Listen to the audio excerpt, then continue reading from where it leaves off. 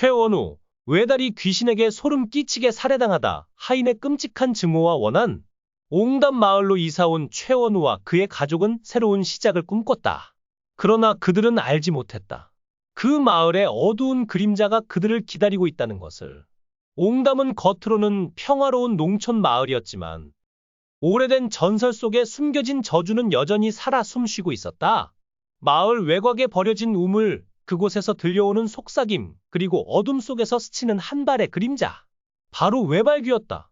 한쪽 다리를 잃은 그 악령은 수백 년 동안 옹담의 흙 속에 묻혀 있었다. 그의 분노는 하늘을 찌를 듯 거세었고 최원우의 도착은 그 분노에 불을 붙이는 도화선이 되었다. 최원우는 성공한 사업가였다. 화려한 서울 생활을 뒤로하고 가족과 함께 옹담으로 이사온 그는 과거를 잊고 싶었다. 그러나 과거는 그를 놓아주지 않았다. 20년 전, 젊은 시절에 그는 탐욕에 눈이 멀어 있었다. 그의 가문은 막대한 부를 축적했지만 그 뒤에는 비밀이 있었다. 그의 집안에서 일하던 충직한 노복, 한태라는 이름의 남자. 한태는 주인인 원우의 잘못된 투자 결정을 덮기 위해 희생양이 되었다.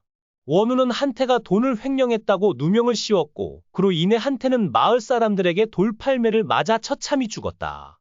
죽는 순간 한태의 눈은 원우를 뚫어져라 바라보았다. 그의 입에서 나온 마지막 말은 저주였다. 너의 피는 마를 것이고 너의 영혼은 내 곁에서 영원히 고통받을 것이다. 그날 밤 한태의 시신은 옹담의 오래된 우물 속으로 버려졌다. 그의 한쪽 다리는 돌에 짓눌려 떨어져 나갔다. 그리고 그곳에서 외발귀가 태어났다. 옹담으로 이사온 첫날 밤, 최원우는 이상한 꿈을 꾸었다. 어둠 속에서 한쪽 다리로 절뚝이며 다가오는 그림자. 그 그림자는 그의 이름을 속삭였다. 원우, 원우. 꿈에서 깨어난 그는 식은땀에 젖어 있었다. 아내 민서는 그의 창백한 얼굴을 보고 걱정했지만 원우는 아무 일도 아니라고 둘러댔다. 그러나 그날부터 이상한 일들이 시작되었다.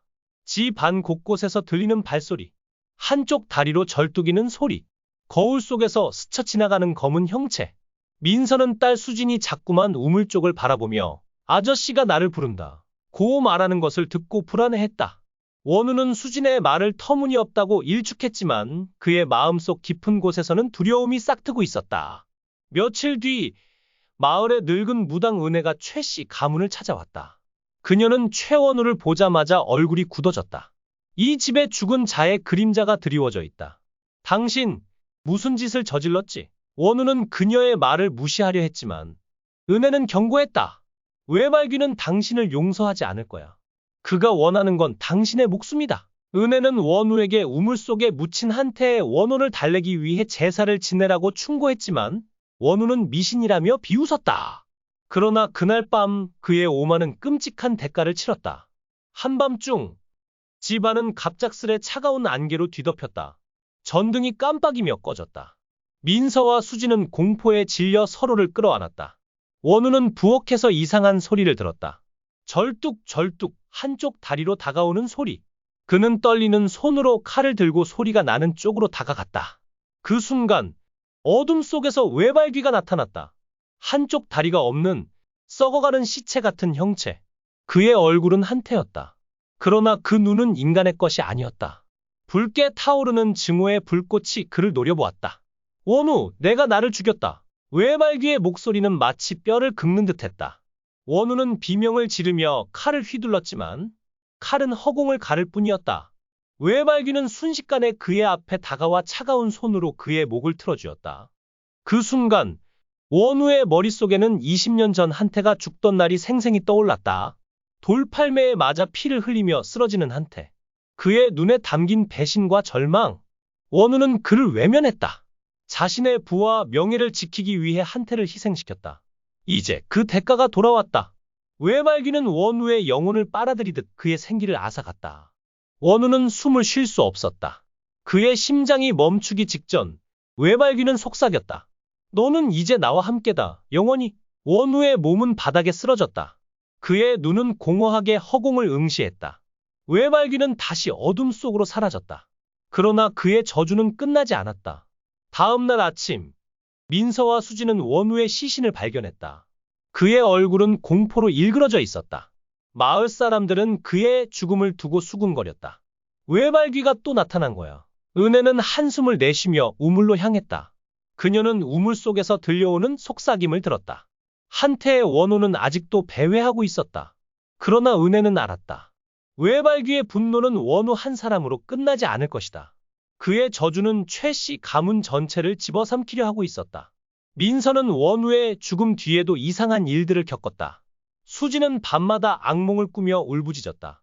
아저씨가 나를 데리러 온다고. 민서는 수진을 지키기 위해 은혜에게 도움을 청했다.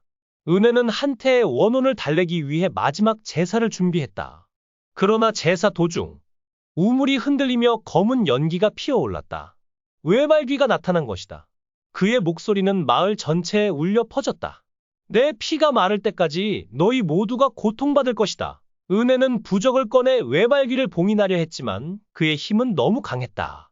그 순간 수진의 눈이 이상하게 빛났다. 그녀의 입에서 한태의 목소리가 흘러나왔다. 내 딸, 너만은 지키겠다. 은혜의 얼굴이 창백해졌다. 이건 봉인이 풀린 게 아니야. 외발귀는 아직 살아있어. 그녀는 수진을 바라보며 떨리는 목소리로 말했다. 수진이, 너는 한태의 딸이지만 그의 피에는 더 깊은 저주가 흐르고 있어. 은혜는 숨을 몰아쉬며 비밀을 털어놓았다. 20년 전 한태가 죽기 직전 그는 단순한 노복이 아니었다.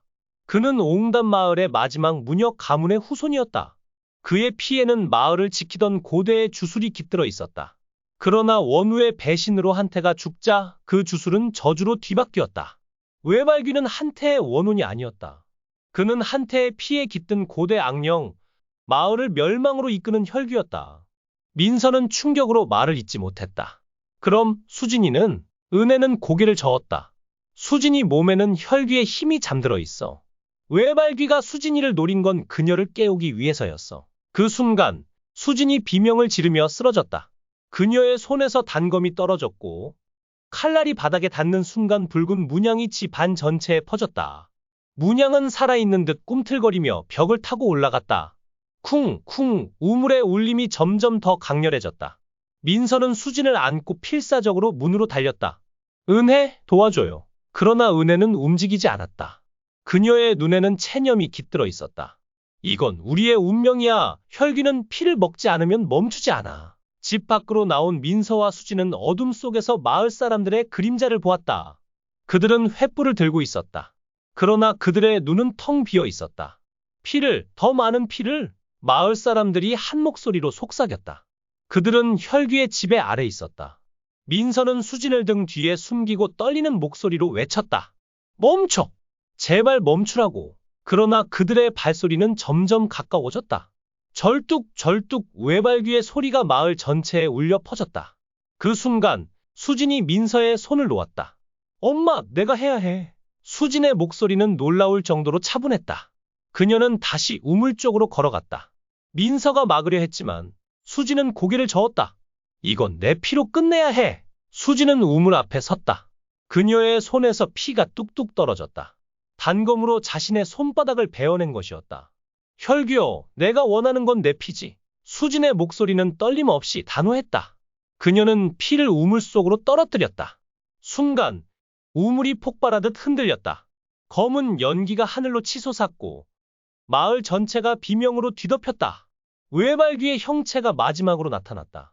너는 나를 배신했다. 그의 목소리는 절망으로 가득했다. 그러나 수진은 미소 지었다.